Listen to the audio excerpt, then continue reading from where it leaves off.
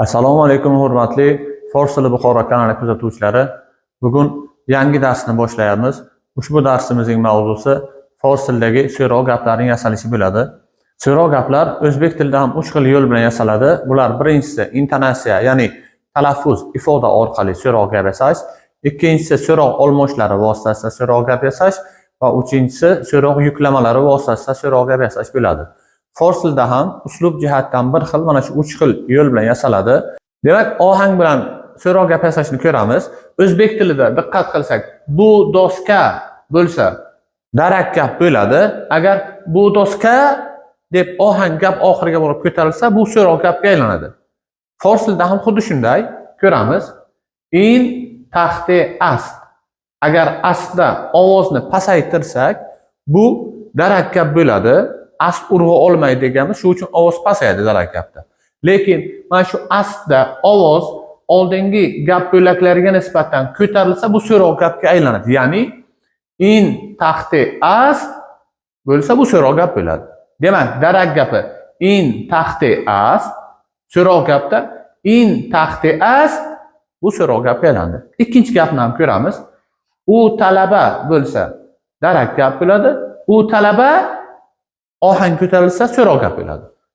Shuning forschasi on donishtu ast bo'lsa, bu u talaba bo'ladi.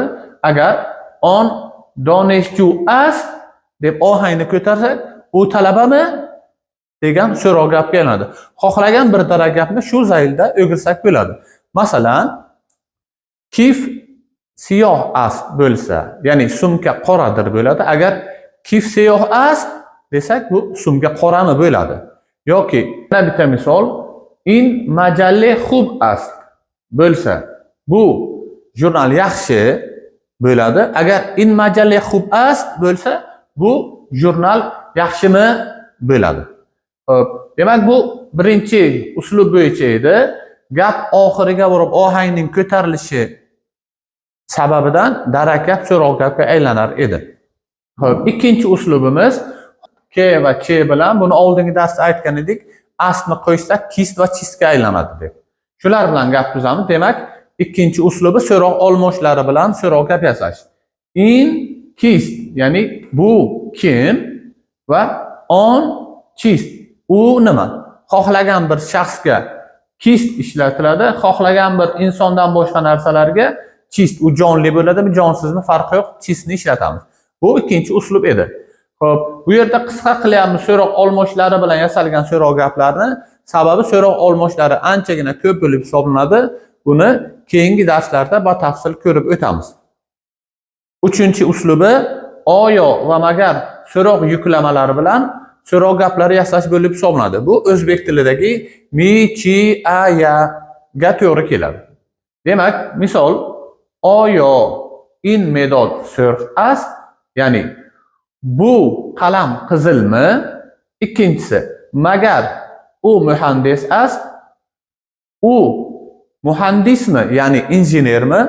Faqat bu yerda diqqat qilinadigan bir ikkita joylari bor. Shularni aytib o'tamiz. Birinchidan, oyo va magar so'rov yuklamalari gapning boshida keladi. Bu birinchi e'tibor beriladigan joy. Ikkinchisi, oyo va magar gap boshida kelgandan keyin keyingi gap bo'laklaridan yarim pauza bilan, ozgina to'xtalish bilan talaffuz qilinadi. Qaytarib o'qiyman. Oyo, yarim to'xtaymiz. Oyo in medod so'rg ast, magar u muhandis ast tarzida yarim to'xtaladi. Bu ikkinchi e'tibor beriladigan joy edi. Uchinchi e'tibor beriladigan joyi oyo bilan magar, garchi o'zbek tilidagi mi yuklamasi o'laroq tarjima qilinsa-da, salgina farqi bor. Farqi shundaki, magar yuklamasi ishlatilganda shu muallif tomonidan berilayotgan savolga nisbatan uning o'zida ishonchsizlik borligini bildiradi. Ya'ni nahotki u muhandis bo'lsa, rostdan ham u muhandismi bo'ladi. Qiyoslaymiz. Masalan, mana birinchi gapda oyo in medod so'rg ast deganda bu qalam qizilmi deb shunchaki so'rayapti. Agar shu yerda oyo o'rnida magarni ishlatsak, ya'ni magar in medod so'rg ast bo'lsa, rostdan ham bu qalam qizilmi ya'ni go'yo men ishonmayapman degan ma'no qo'shiladi. Oyo va magar so'roq yuklamalari bilan yasalgan so'roq gaplar javobida ikkita narsani, ya'ni ha yoki yo'q degan so'zlarni talab qiladi. Demak, bular ha degani o'zbekchada, forsiyda bale bo'ladi va yo'q degani naxir bo'ladi. Demak, ijobiy javob, ya'ni ha bo'ladigan bo'lsa bale deb javob beramiz. Salbiy javob, ya'ni bo'lishsizlik ma'nosini esa yo'q deb javob beramiz va bu so'zlar ham xuddi oyo, magar singari gap boshida kelib, o'zidan keyingi gap bo'laklaridan yarim pauza bilan ajratib talaffuz qilinadi. Misollarni ko'ramiz. Oyo ingak sefid ast, ya'ni bu bir oqmi? Javobi ha deydigan bo'lsak, bale ingak sefid ast bo'ladi. Ya'ni ha, bu bir oqdir. Keyingi gapimiz magar onkif kabud ast, ya'ni u sumka ko'kmi? Boya aytganimdek, ishonchsizlikni bildiradi. Rostdan ham, ya'ni nahotki u sumka ko'kmi deb so'raganda javob naxir onkif kabud nist, siyoh ast. Ya'ni yo'q, u sumka ko'k emas, balki qoradir bo'ladi. Shu yerda asni ko'rgan edik va buni bo'lishsiz shakli nisligini ham aytgan edik. Yana bir bor diqqat qaratamiz. Ha, shudir bo'lsa, masalan, ko'k bo'lsa, kabud ast bo'ladi. Bu yerda ko'k emas deyapti. Demak, kabud nist, siyoh ast bo'ladi. Bugungi darsda aytadigan yana bitta qo'shimcha narsamiz ast bog'lamasi haqida bo'lib, ast bog'lamasi cho'ziq o'nliklar u, i, odan keyin kelsa, o'sha so'zlar bilan qo'shib o'qiladi va yozilishi esa ikki xilda ham bo'laveradi. Ya'ni asl holicha ajratib ham yoziladi. Masalan, u donishju ast, in sandali ast, on bano ast sifati, ya'ni u talabadir, bu stuldir, u binodir tarzda, yoki ikkinchi holati astdagi alif tushib qolib, astning ikkinchi qismi, ya'ni st qismi oldingi so'zga qo'shib yoziladi va talaffuz qilinadi. Ya'ni u donishjust, u talabadir, in sandalist, bu stuldir, on banost, u binodir. Bularni ishlatishda har kim o'z ixtiyoriga ega. Xohlasangiz alohida qilib yozing, xohlasangiz qo'shib yozing. Farqi yo'q. Faqat talaffuzda qo'shib talaffuz qilgansa afzalroq. U donishjust, in sandalist, on banost singari bo'ladi. Endi bugun o'tgan yangi grammatik mavzumizga oid ayrim gaplarni, misollarni ko'ramiz. Demak, 3 turda yasaladi dedik so'roq gaplar. Birinchi uslubi intonatsiya yordamida, ya'ni birinchi gapimiz, agar in dar ast desak, darak bo'ladi. In dar ast deb so'rasak, bu eshikmi bo'ladi. On teatr ast desak, darak gap bo'ladi.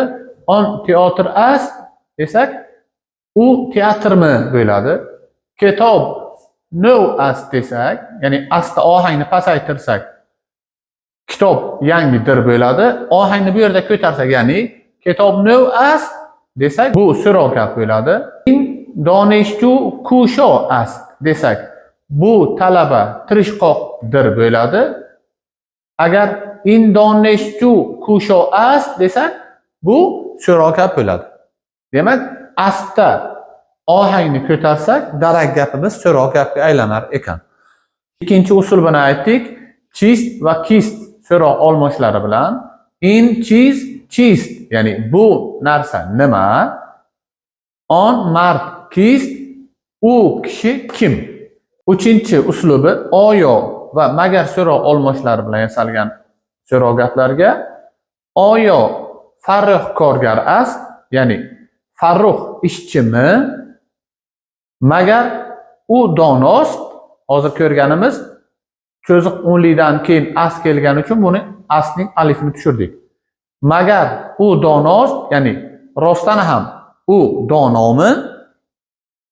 Keyingisi oyo injo donishkade ast, bu yer fakultetmi? Magar in donishkade buzur ast, rostdan ham bu fakultet kattami? Yoki nahotki bu fakultet kattami degan so'roq gaplar bo'ldi.